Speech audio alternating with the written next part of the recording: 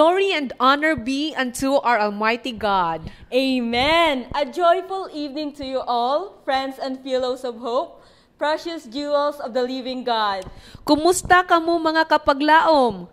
We trust that God has blessed you with His protection and grace. Yes, we welcome you all to the 5th night of this week of prayer with our dedicated youth in Central Philippine Union Conference. Friends, do you feel yourself too sinful to forgive? Mga kapaglaom, we are inviting you to stay tuned as we find the faithful promise of forgiveness from Christ on our topic, Lord, forgive me and I will go, with Jaser Gamotya of Negros Occidental Conference. Again, we are inviting you to spread this message of hope to your friends by sharing with them this episode's link. Yes, and now may the God of hope fill us with all joy and peace in believing, that we may abound in hope by the power of the Holy Spirit once again. Good evening.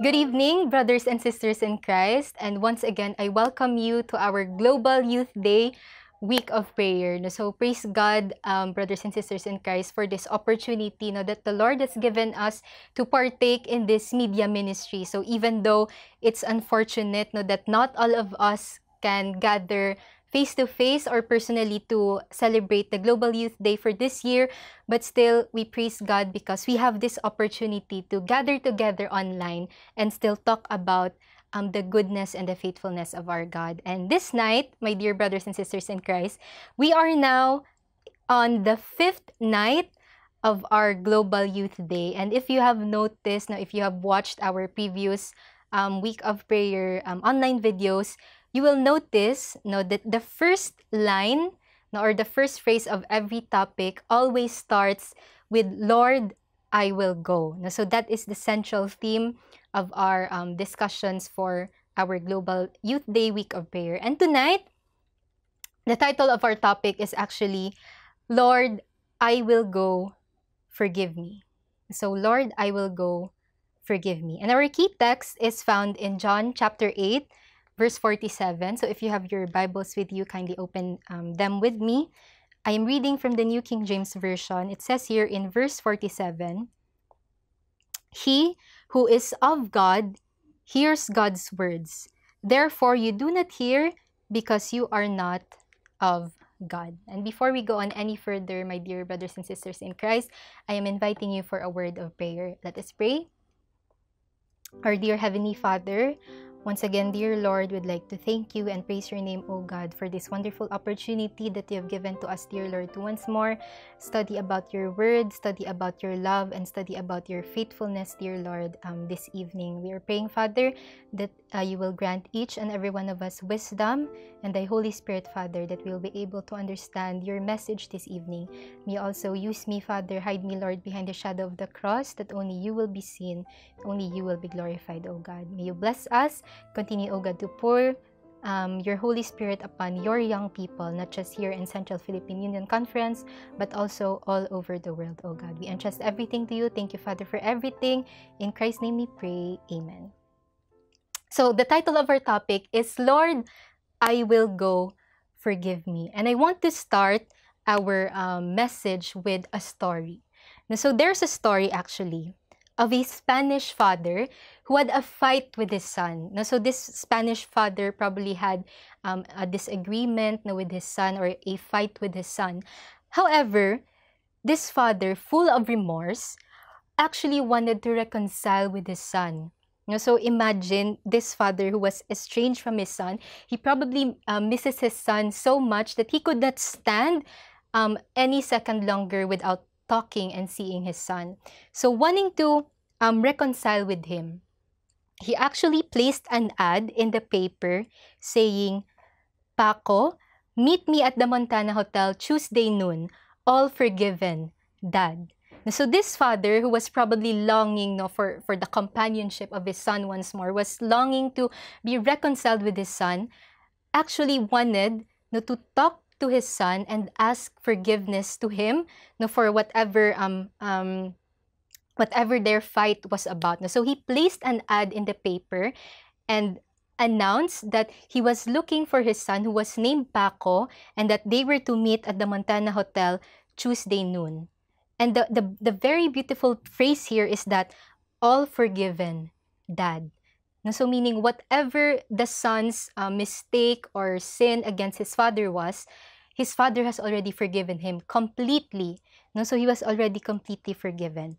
However, when this Spanish father reached the hotel, Hotel Montana, during the time and place that they talked about, he was shocked to find out that there was actually 800 young people named Paco, and all of them were waiting for their own fathers. So if we look at this story, my dear brothers and sisters in Christ, we can see that these people, these young people who were also named Paco, they actually was also longing for forgiveness, probably from their own fathers too, because when they saw the ad, they thought that it was their own father that was looking for them, wanted to speak to them and reconcile to them. So in this story, we can see that people desperately need forgiveness. So imagine 800 young people named Paco, and all of them were waiting for their own fathers, wanting and needing forgiveness and reconciliation. So it's very it has such a profound meaning for all of us. So a great preacher actually once wrote that if our greatest need had been information, God would have sent us an educator. If our greatest needs had been technology, then God would have sent us a scientist. And if our greatest need had been money, then God would have sent us an economist. However, God knew and God knows that our greatest need is actually forgiveness. That's why He sent us a Savior, and that is in the form of Jesus Christ. So if we go back to our key text, if we go to the book of John, specifically in chapter 8, we have another story that's so profound. It talks about forgiveness. It talks about a love that forgives and forgets all of our sins and erases them completely anew. So this beautiful story actually is about a woman. Now in John chapter 8, we can see a dramatic incident that occurred one day when Jesus was preaching at the temple in Jerusalem. So if we actually look at and study the life of Jesus, we know that Jesus often travels. So He's a traveler. Jesus is a missionary, He's a preacher, and at the same time, He's a traveler as well. So Jesus would go to the temples, Jesus would go to the treasury, Jesus would go to a lot of places. He would go to Galilee, He would go to Jerusalem, He would go to Capernaum, and He would preach the good news. He would preach about the kingdom at hand. So this certain event in chapter 8 of John, it shows us that during this time, Jesus was teaching in the steps of the temple in Jerusalem, just like what Jesus used to do. So Jesus always preached, Jesus always visited synagogues and temples and treasuries to speak. So this was Jesus's usual activities. Nag-preach si Jesus during this time. Suddenly, a woman who had been caught in the very act of adultery was violently thrown at Jesus's feet. So can you imagine, my dear brothers and sisters in Christ, Jesus was speaking, He was preaching during that time, when suddenly a woman who was being accused of adultery was suddenly thrown at His feet. So before, during Jesus' time, it was very shameful for people to get caught in the middle of doing a sinful act, such as adultery or whatever form of crime. And we can also recall that during Jesus' time, grabe ang prejudice, grabe ang discrimination and judgment of the people. So if we look at our society now, if we look at our present day events now, we can think and we can see nga our world is very prejudiced, our world is very judgmental. However, if we look at during the time of Jesus, ang mga tao during that time, judgmental na sila katama. Because if you were caught doing a sinful act or doing an act that was against the law or against the law of Moses, as they called it, you could be put to death, no? You could be stoned to death. No, so grabe, pag galing nga discrimination ang sa ila sang una, because if you were caught doing something against sa law, you could be put to death right there and then. And this woman, she was a prostitute, no? She was an adulteress. And by the law of Moses, no, or if you look at the law of Moses during that time, the religious leaders had every right to actually cast a death penalty upon the woman, no, because she was caught in the very act of doing sin. And so the Pharisees and the scribes who caught this woman was actually the one who threw this woman at the feet of Jesus. No, and the religious leaders of the temple in Jerusalem were the ones who threw the prostitute at the feet of Jesus. And you know why they did that, mga kauturan? Do you know why they did that? Do you know why they wanted Jesus to put a sentence upon that woman? So we will see another reason why. So it says here that these leaders, no, these Pharisees and scribes, they demanded that Jesus pronounce judgment on the woman's fate as dictated by the law of Moses. No, so in John chapter 8 verse 5, we can see there that the Pharisees and the scribes told Jesus that in the law of Moses, it commanded us to stone such women. Now, what do you say? No, so they asked Jesus whether he agreed or not that the woman should be stoned to death. No, so they wanted to hear Jesus' opinion.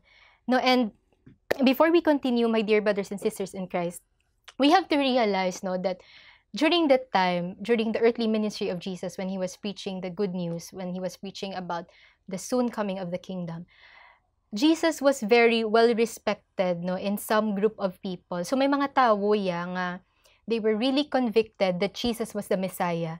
And there were also some people that were skeptics of Jesus. But there were also some people that regarded Jesus as a religious leader. No? And one of those peoples were, of course, the 12 disciples, because they really believed that Jesus is more than just a teacher, that Jesus was more than just a preacher, but he was indeed the Messiah. No? So during that time when Jesus was preaching at the temple, there were actually a lot of people surrounding Jesus, no, listening to what he was saying. And in part, some of those people were really actually convicted that what Jesus said were actually the truth. No, kung ano tong ginawali ni Jesus, nga amo gito yung kamatuoran. No? So may mga tao gid nga nagapati that Jesus was really the Messiah and that his words were really according to the Bible or according to what God had sent him. However, on the other side of the spectrum, may ara man to yung mga tao that were very skeptical of Jesus, no, including na tong mga Pharisees kag mga scribes, because the Pharisees and the scribes, they actually just wanted to they asked Jesus this question. Now, what do you say? No, they asked Jesus this question because they wanted to find a fault to accuse Jesus with. No, so they actually wanted to accuse Jesus of something, no, nga pwede ma-violate ni Jesus. So ginapangitaan gid nila sala or mistake si Ginoong Jesus because they wanted to accuse him. No, so may ara duwa ka types of people actually nga audience ni Jesus during that time. And if we actually look at the commentary of Ellen White, she says that their pretended reverence veiled a deep plot for his ruin or for the ruin of Jesus. So the Pharisees and the scribes during that time, some of them were actually very pretentious, or most of them were very pretentious. No, nga ginapakita nila nga nag-abide sila sa layid, that they were abiding with the law, no, that they were following what the Ten Commandments were saying. But actually, their reverence was only pretentious. So, nag-pretend lang sila gali that they were righteous, but deep in their hearts, they were very sinful, they were very judgmental, no, towards other people.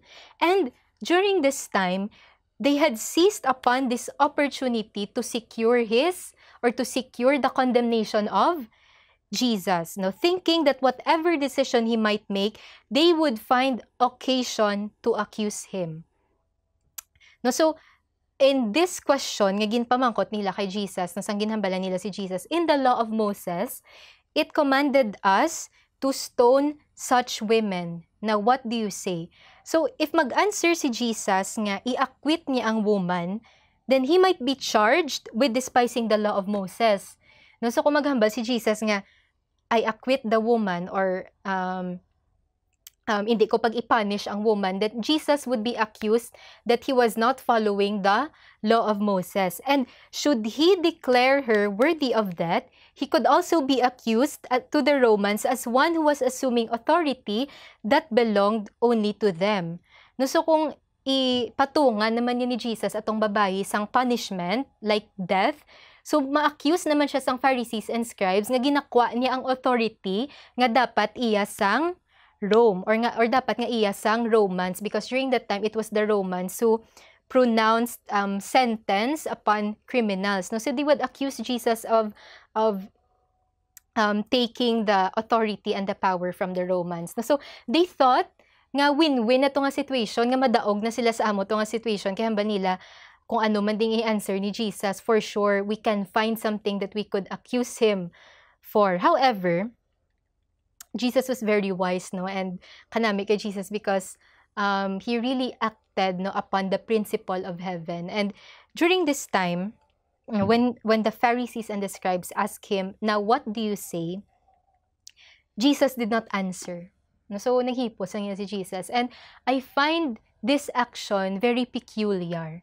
No, kay when Jesus was asked this question, he only crouched down and began writing in the sand with his finger. So, nagpungko lang yan si Jesus, and he just wrote something on the sand using his own finger. No? So, the Bible is silent kung ano tong ginsulat ni Jesus upon the sand, but it is clear, no, that Jesus wrote something in the sand. So, he crouched down and began writing in the sand with his finger. And the scribes and Pharisees, no, nairita sila, no, they were very irritated that Jesus offered no answer to their question. So, syempre, namangkot sila question kay Jesus. They expected an answer, but Jesus did not answer them. No, Jesus instead only crouched down and wrote on the sand. So, they asked again. No, they asked Jesus again. And when they asked him again, this time around, Jesus stood up and said, in John chapter 8, verse 7. And this is a very profound statement, my dear brothers and sisters in Christ. Hambal ni Jesus, let any one of you who is without sin be the first to throw a stone at her. So what a profound message, my dear brothers and sisters in Christ. Let any one of you who is without sin be the first to throw a stone at her. So it was not a condemnation. Nung ginhatag ni Jesus, nga answer was not a condemnation.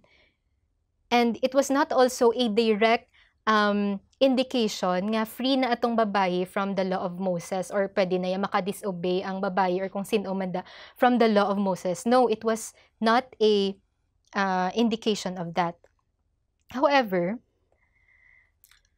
his answer was an answer that could pierce the heart. No, and his answer was actually a healing balm to the condemned sinner. So atong babayi, no, atong prostitute, atong adulterer nga babayi, at some point, no, she was also afraid, no, nga ba si i-condemn sa ni Jesus kag batuhon sa sang mga katawhan nga nagapamati to sang wali ni Jesus. But when he heard what Jesus said, let any one of you who is without sin be the first to throw a stone at her, it was actually a healing balm, no, to her heart.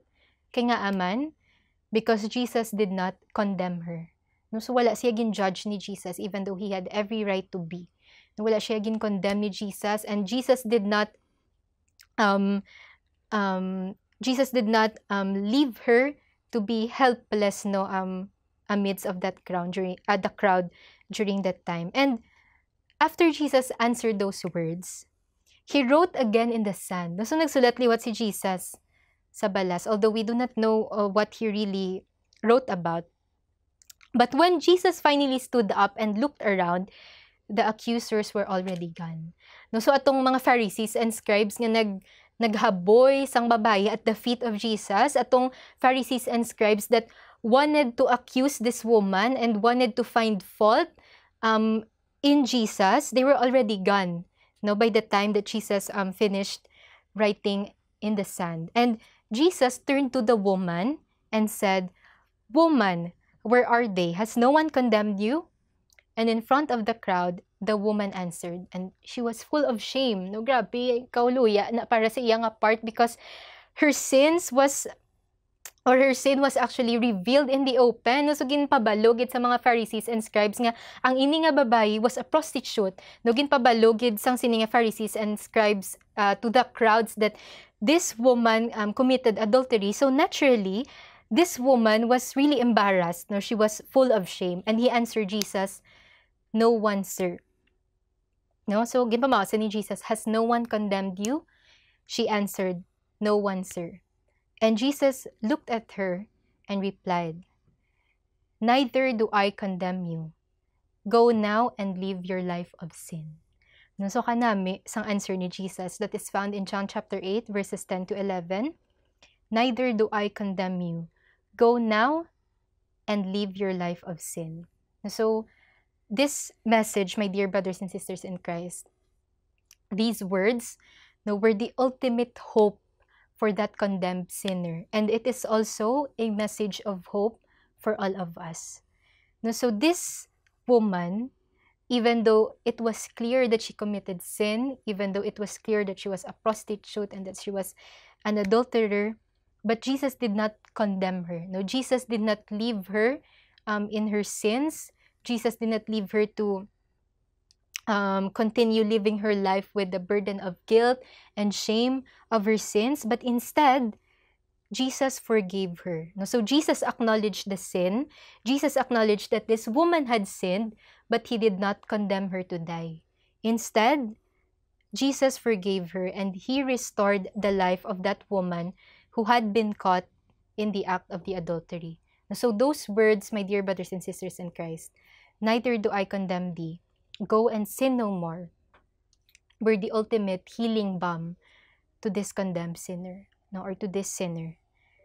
Jesus gave this woman a second chance, an opportunity for forgiveness to start her life anew, to start her life in purity and holiness. And if you remember the action of Jesus earlier, when he wrote something in the sand using his finger, it actually had a very beautiful lesson of grace and mercy for all of us. Because if you recall, there are only two previous occasions kung sa diin nagsulat si Jesus using his own fingers. So the first one is found in Exodus chapter 31, verse 18.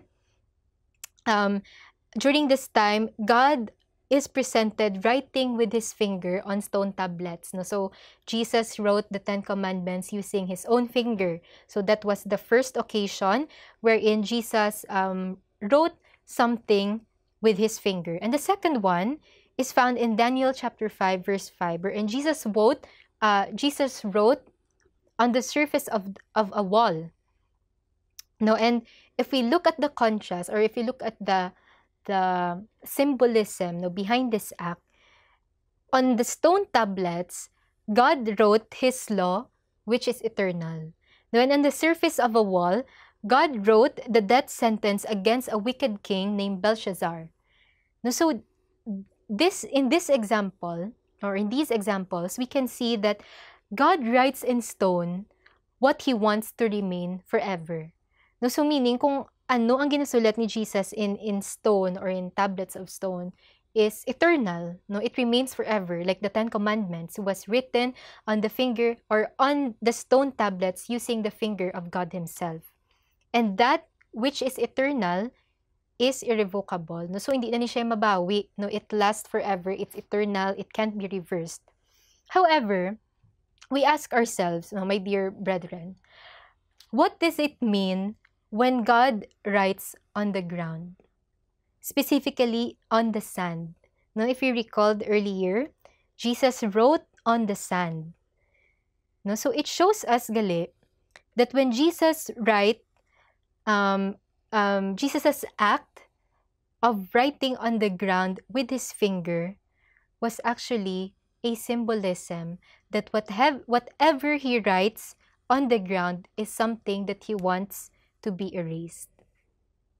Because whatever is written on earth, no wind and rain and time is responsible for erasing it forever.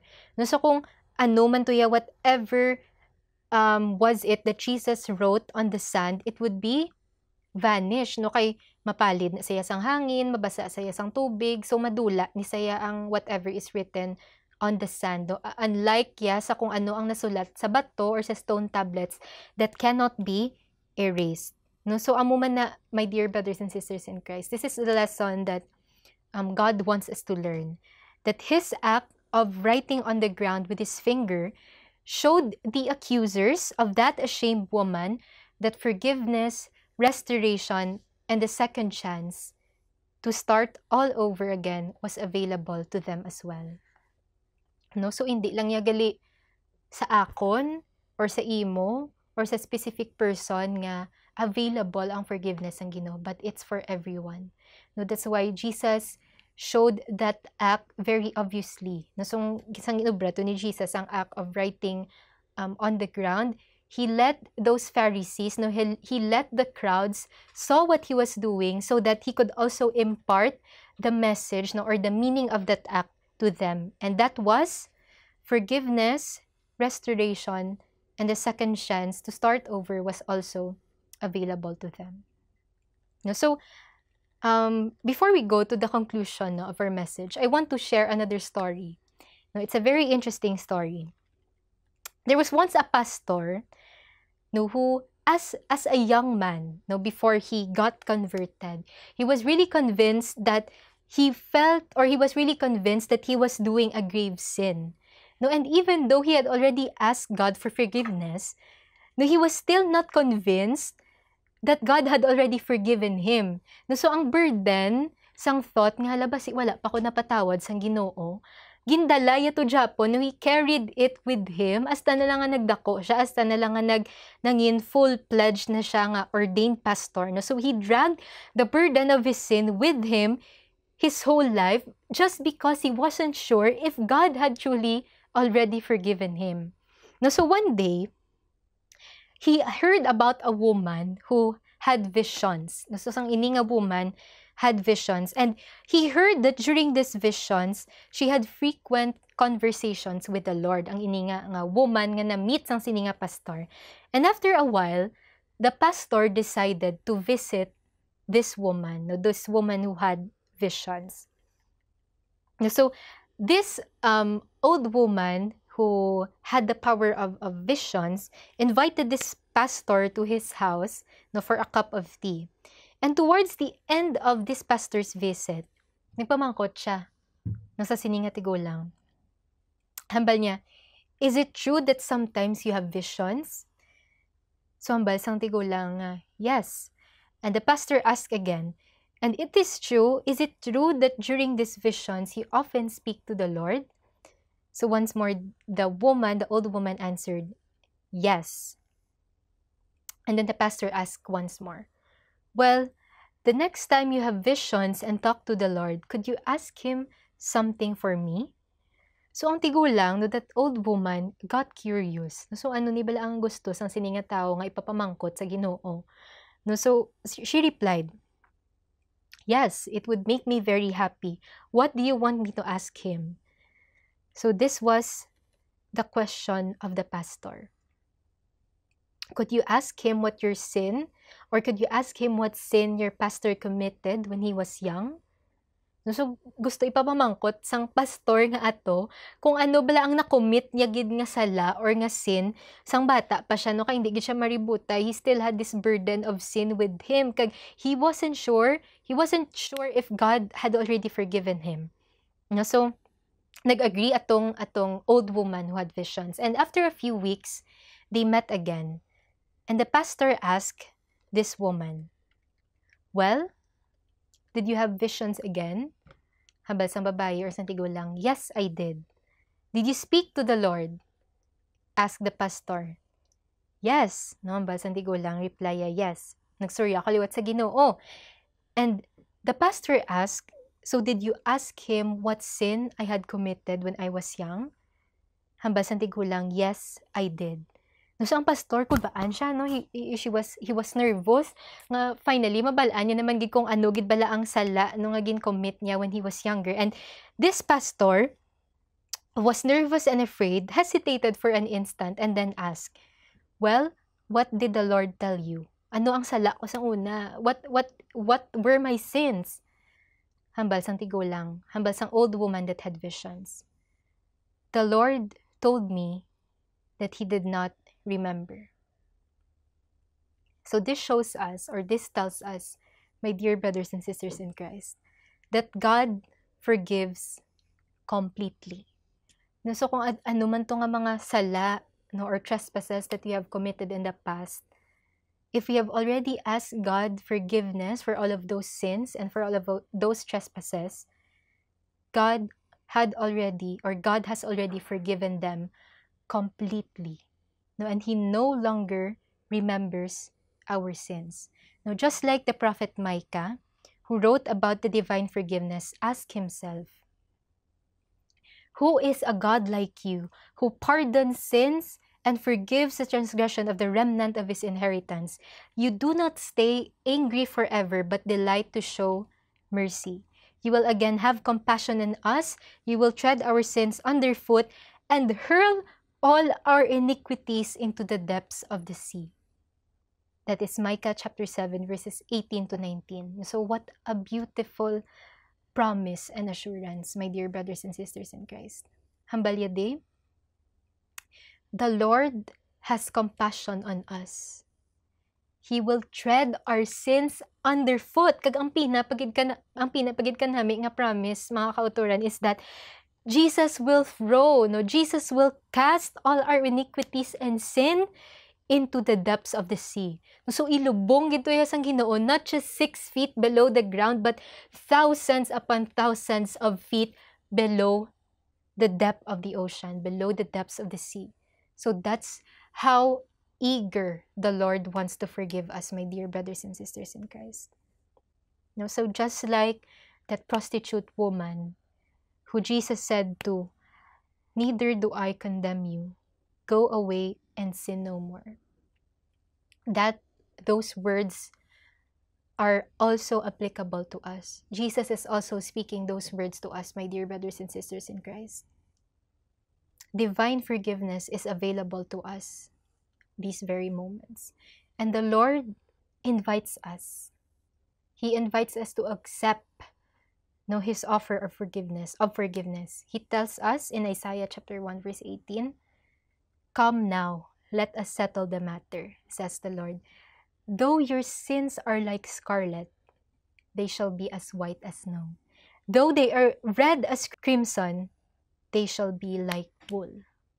So imagine, crimson or red, scarlet or crimson. So very dark din siya nga color. It represents our sins.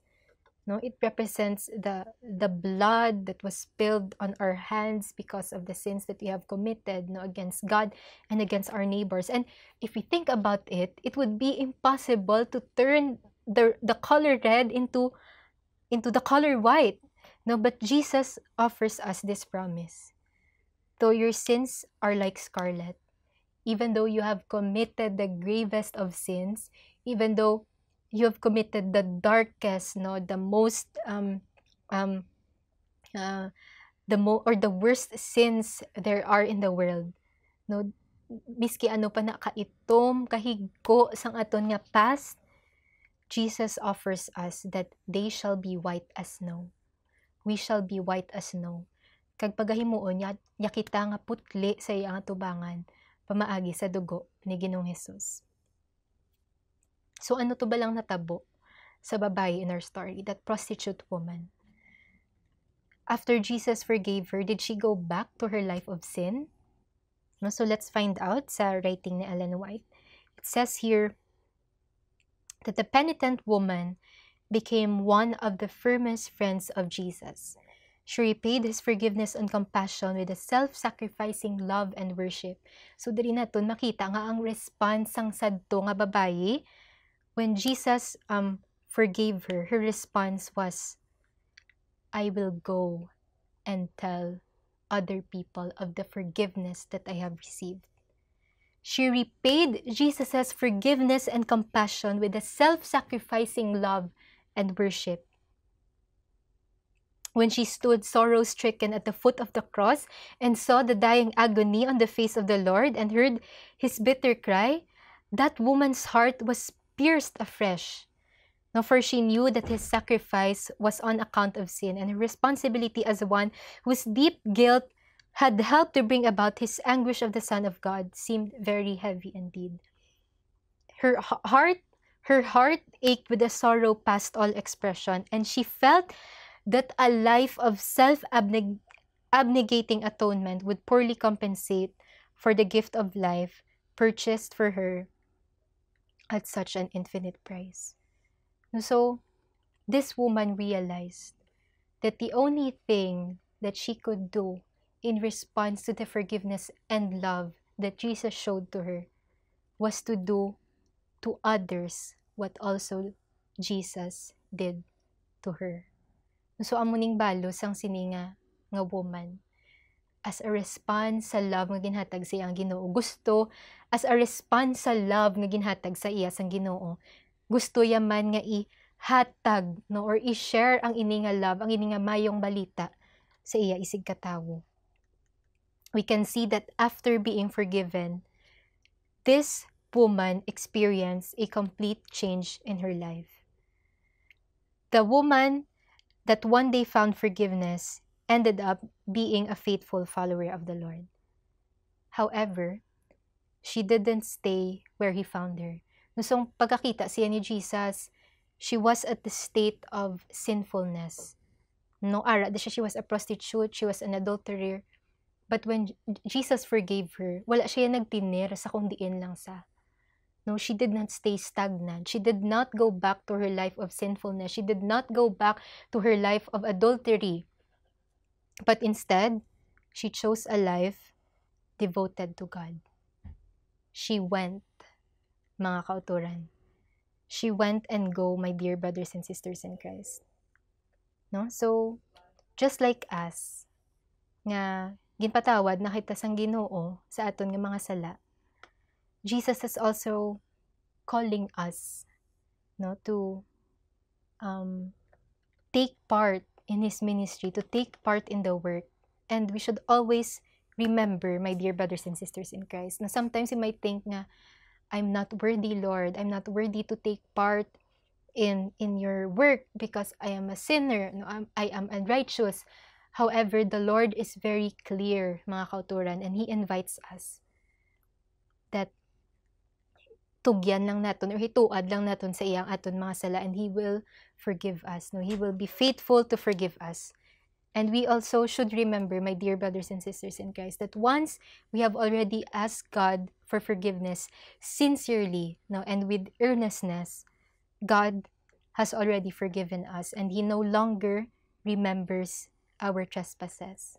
No, so the sins of our past, no, the dark stain of our disobedience and sin that we have asked forgiveness about, the Lord no longer remembers, my dear brothers and sisters in Christ. So, di na to yan nalipatan, na to sang Ginoo. He's already cast our sins to the depths of the sea. No, so, God has already forgiven us, and God has already forgiven me. And like that woman, that prostitute woman, who was condemned by other people, but Jesus did not judge her. Just like that prostitute woman who was forgiven by Jesus, who was given a second chance by Jesus. Just like that woman who went and preached and devoted her life to God, so will I. And so will all of us, my dear brothers and sisters in Christ. God has already forgiven me. No, God has already redeemed me. God has already paid the price for all of my sins. So I must go. And I will go, mga kauturan. How about us? How about you? Now, Jesus has already forgiven you. Jesus has already paid the price for your sins. Jesus has already given you everything. He has already given you the blood of His Son as a sacrifice, and He has already erased and blotted out all of your transgressions. So will you go too? Will you go, my dear brothers and sisters in Christ? I hope that our answer to this question is, "Here I am, Lord, send me." That is my prayer. And before we end, let us pray once again and ask God for courage not to stand by the banner of Jesus Christ. Let us pray.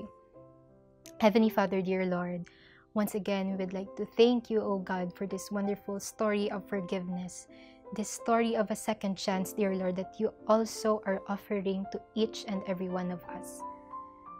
Please, dear Lord, continue to help us, Father, to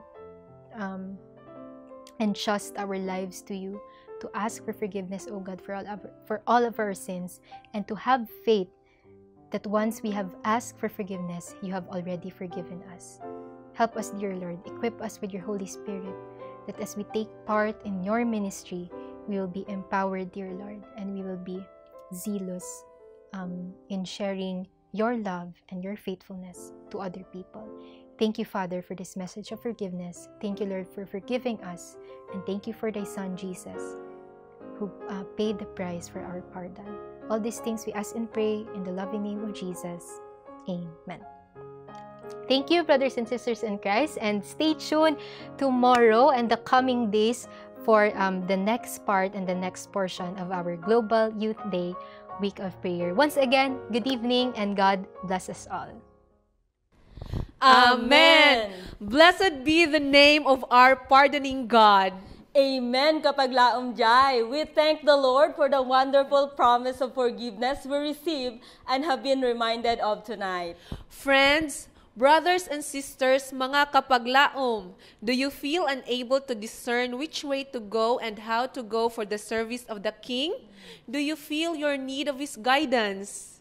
Please join us again tomorrow night on the presentation, Lord, Guide Me and I Will Go, with Jaser Daguhoy of Central Visayan Conference. Yes, and for your concerns and prayer requests, you may contact us through our hotline numbers. Yes, kapaglaom Jai. For our Globe and TM users, we have 0916-361-3777. Again, 0916-361-3777. And for our Smart and Talk and Text subscribers, we have 0961-811-3777. Yes. Again, 0961-811-3777. Daghan kaayong salamat kaninyong tanan mga kapaglaom. When God calls, may we always respond, Lord, I will go!